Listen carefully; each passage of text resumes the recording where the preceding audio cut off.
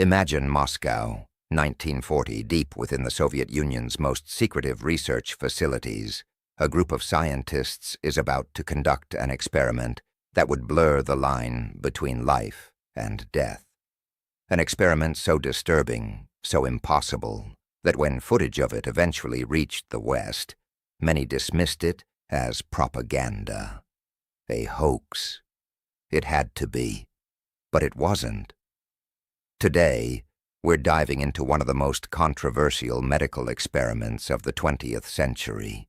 The story of how Soviet scientists claimed to bring a severed dog's head back to life, and the dark legacy that followed. This is the story you won't forget. The story of the autojektor, the heart-lung machine that supposedly conquered death itself, and the man behind it all who would stop at nothing to prove that life could be sustained, even after it should have ended. Welcome back to the channel. If you're new here, we explore the dark corners of history that textbooks tend to skip over. And trust me, this one's a journey, so hit that subscribe button, because you're not going to want to miss what comes next. Let's begin. The man who defied death. The year is 1928. The place? A laboratory in the Soviet Union that most people didn't even know existed. His name was Sergei Brukhonenko, a name that most of the world has forgotten, but one that haunted the dreams of those who knew what he was capable of. Brukhonenko wasn't your typical doctor. He was obsessed. Obsessed with a question that had plagued humanity since we first understood what death meant. What if we could reverse it? Now, before we go any further, we need to understand the context here. This was the Soviet Union in the early 20th century. Stalin was consolidating power. Science was seen as a tool of the state, a way to prove Soviet superiority over the capitalist West. And what better way to demonstrate that superiority than to conquer death itself? Brukhonenko was a brilliant researcher. No one disputed that. But brilliance, as history has shown us time and time again, doesn't always come with moral clarity. He started with a simple premise. The human body, the animal body, is essentially a machine. The heart pumps blood. The lungs oxygenate it. The brain processes it all. So what if you could replicate that system? What if you could create an artificial heart and lung that could keep tissue alive even when removed from the body? In 1928, he did just that. He called it the autojektor. This wasn't some crude contraption. This was sophisticated for its time. A heart-lung machine that could circulate oxygenated blood through a body, or parts of a body, keeping cells alive. It was, in many ways, a precursor to the modern machines we use in open-heart surgery today. But Brukhonenko didn't want to use it to save lives during surgery. He wanted to use it to prove something far more disturbing. The experiments begin. Imagine being in that laboratory, the smell of ether and blood, the sound of machinery humming in the background, and there, on the table, a dog. Brukhonenko's early experiments were, let's call them preliminary. He would drain a dog completely of blood, killing it. Clinical death. No heartbeat, no breathing. By every definition we had at the time, that dog was dead. Then he would use his autojektor to pump fresh, oxygenated blood back through the body. And the dog would twitch. The eyes would move. In some cases, the heart would restart. He claimed he could bring dogs back from the dead. And according to the records, he was successful. Dogs that had been clinically dead for up to 10 minutes were revived. They walked, they barked, they lived. The Soviet scientific community was stunned. This was revolutionary. This was impossible. This was terrifying. But Brukhonenko wasn't satisfied. Reviving a whole dog was impressive, sure. But he wanted to take it further. He wanted to prove that consciousness itself, awareness, the very essence of life, could be maintained artificially. And that's when the experiments took a darker turn. The severed head.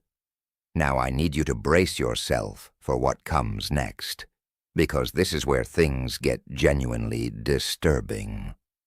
Sometime in the 1940s, the exact date is unclear, because these experiments weren't exactly advertised, Brukhonenko conducted what would become his most infamous experiment.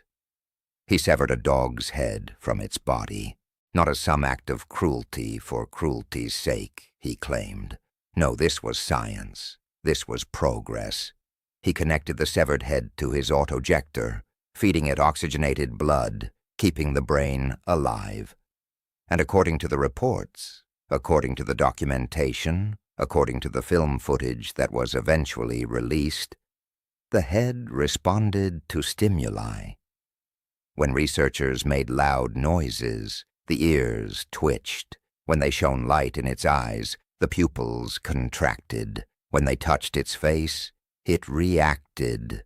They put food near its mouth, and the tongue moved, trying to lick it, even though there was no stomach for the food to go to. This wasn't a corpse. This wasn't a dead thing twitching through electrical impulses. This was a head that appeared to be alive, aware, suffering.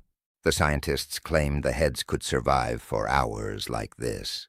Some reports suggested even longer. There are accounts of heads surviving up to 29 hours connected to the autojector, though these numbers are disputed. Think about that for a moment. A disembodied head, conscious, aware, unable to communicate, unable to move, sustained by a machine, just existing in a state between life and death. The ethical implications are staggering, but this was the Soviet Union in the 1940s. Ethics took a back seat to scientific progress, and progress in Stalin's Soviet Union meant proving Soviet superiority at any cost. Experiments in living tissue. But the doghead experiments weren't the only horrifying things Brukhonenko was up to. There were other experiments, quieter ones, less documented, but no less disturbing. He experimented with keeping other organs alive outside the body. Hearts that continued beating in glass chambers, lungs that inflated and deflated without a body attached. He was pioneering the field that would eventually become organ transplantation, but he was doing it in ways that made even his contemporaries uncomfortable. There are reports, though not well verified, that he experimented with keeping human tissue alive. Some whisper that he went further, that in the chaos of World War II, when moral boundaries were already stretched to breaking point, he conducted experiments on human subjects. These claims are difficult to verify. The Soviet archives were notoriously secretive. Many documents were destroyed. Many others were classified and remain so to this day. But what we do know is this. In 1943, Brukhonenko was awarded the prestigious Lenin Prize for his work on the autojector. The Soviet government was proud of what he had accomplished. They saw him as a hero, a pioneer, proof that Soviet science was superior to Western medicine.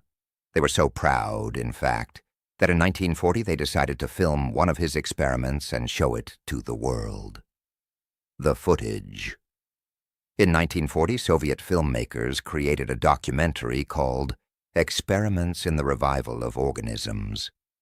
It was, ostensibly, a scientific film showcasing the cutting-edge research being conducted in the Soviet Union.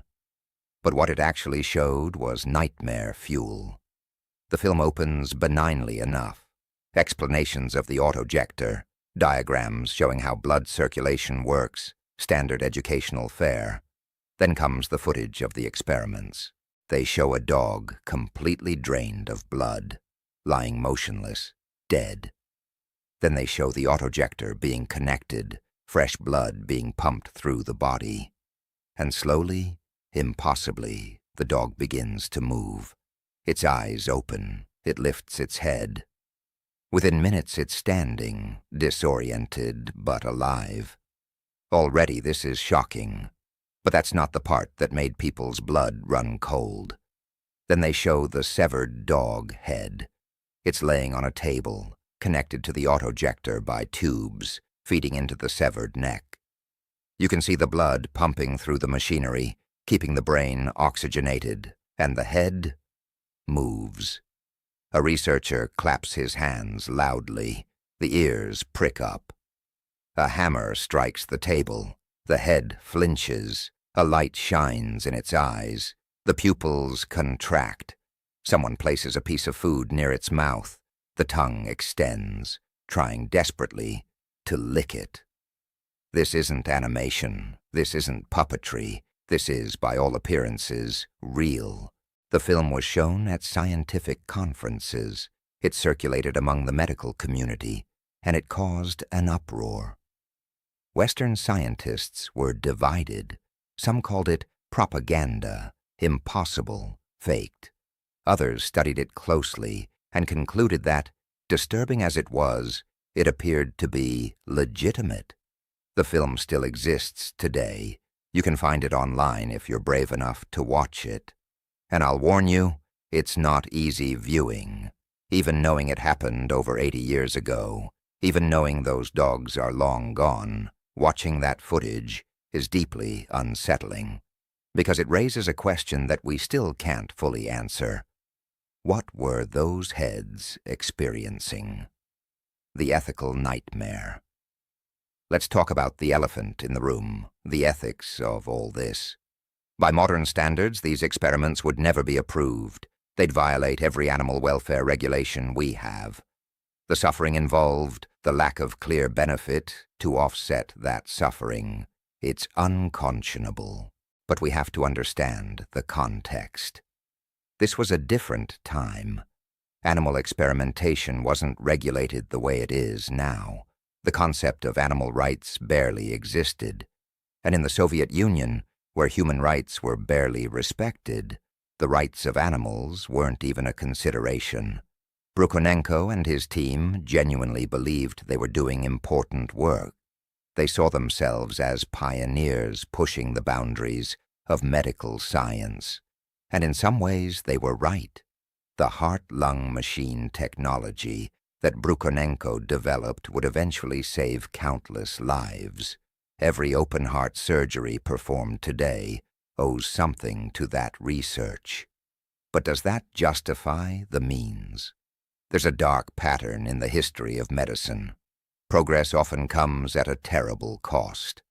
Whether it's the Nazi hypothermia experiments, the Tuskegee syphilis study, or Soviet dog head experiments, we've repeatedly crossed ethical lines in the name of scientific advancement. And here's the uncomfortable truth. Sometimes that research produced useful data. Sometimes it led to genuine medical breakthroughs. So what do we do with that? Do we use the knowledge, tainted as it is by how it was obtained? Do we acknowledge the benefits while condemning the methods? There's no easy answer. And that's what makes this story so disturbing. It's not a simple tale of mad scientists doing evil for evil's sake. It's the story of intelligent people who believed they were doing good, pushing humanity forward, even as they inflicted suffering in the process.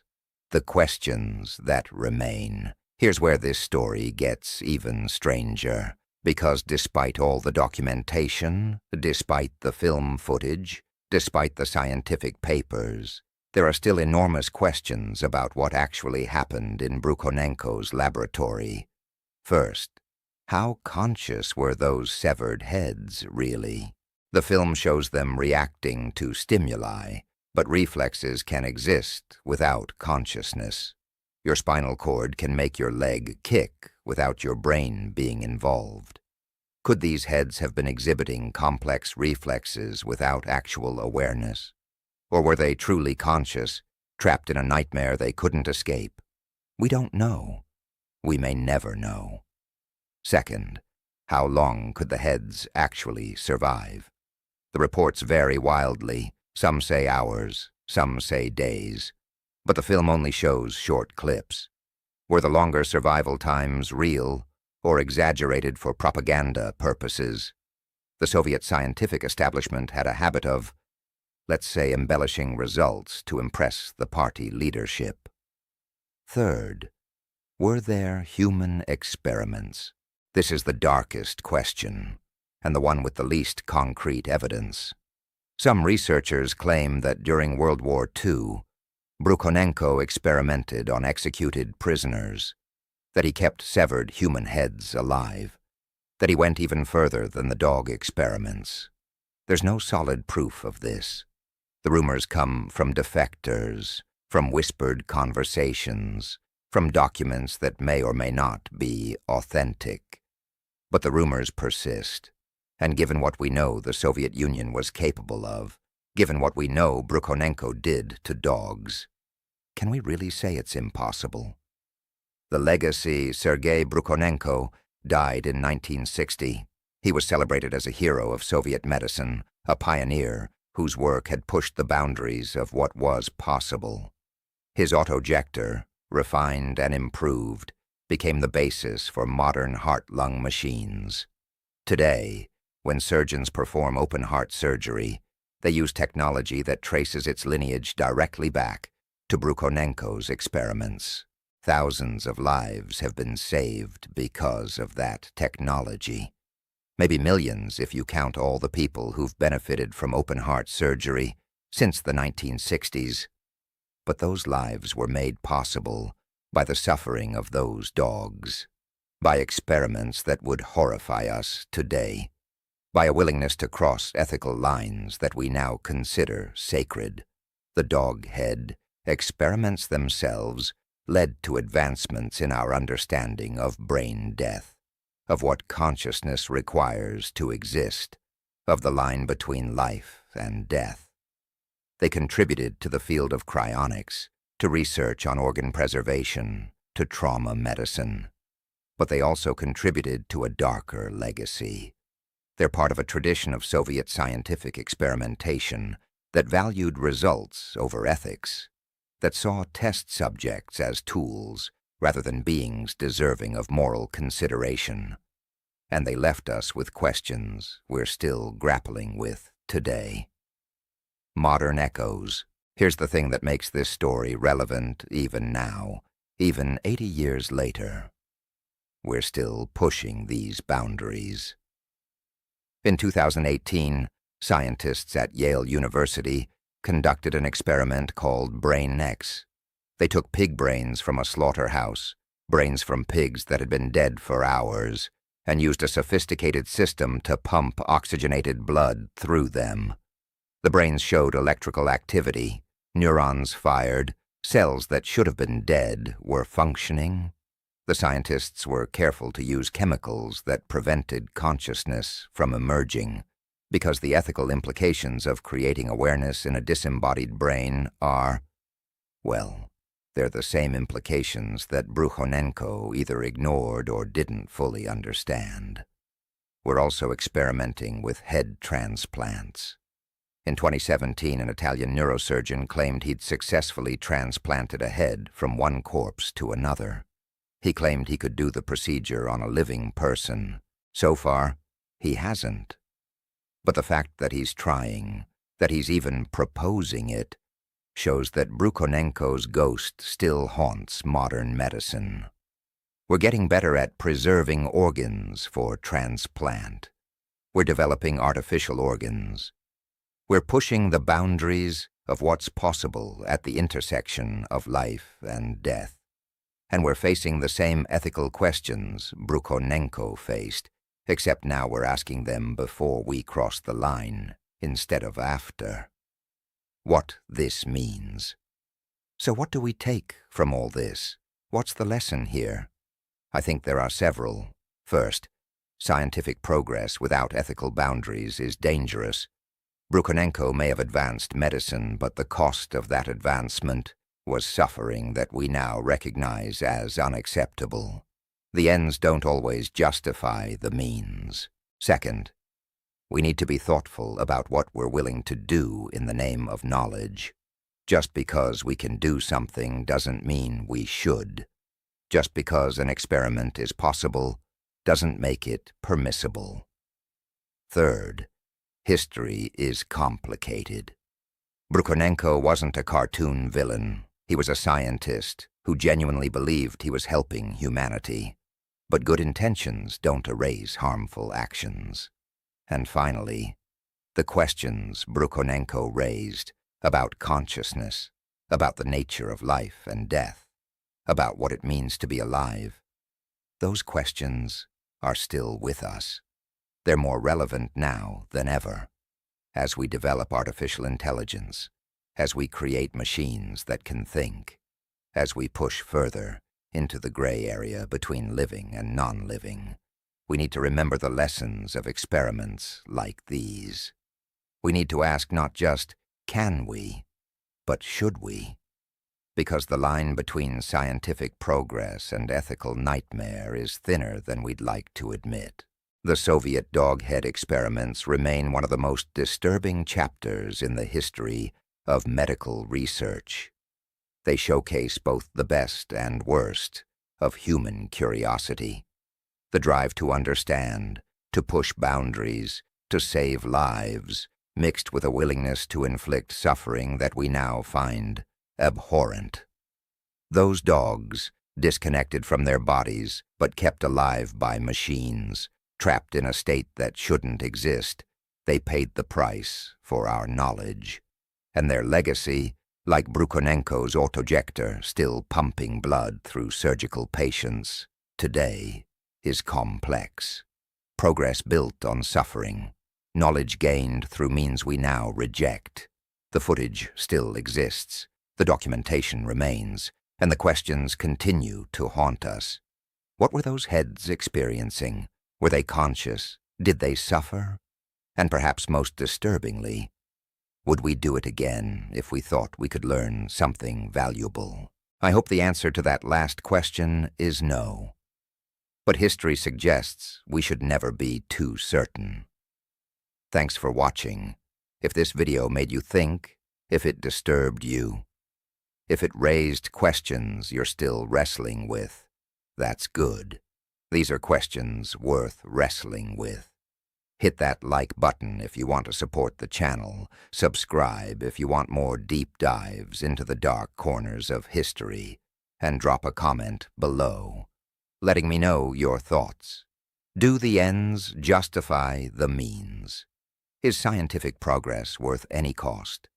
Or are there lines we should never cross, no matter what we might learn? I'll see you in the next video. Until then, stay curious, stay skeptical, and maybe hug your pets a little tighter tonight. They deserve it.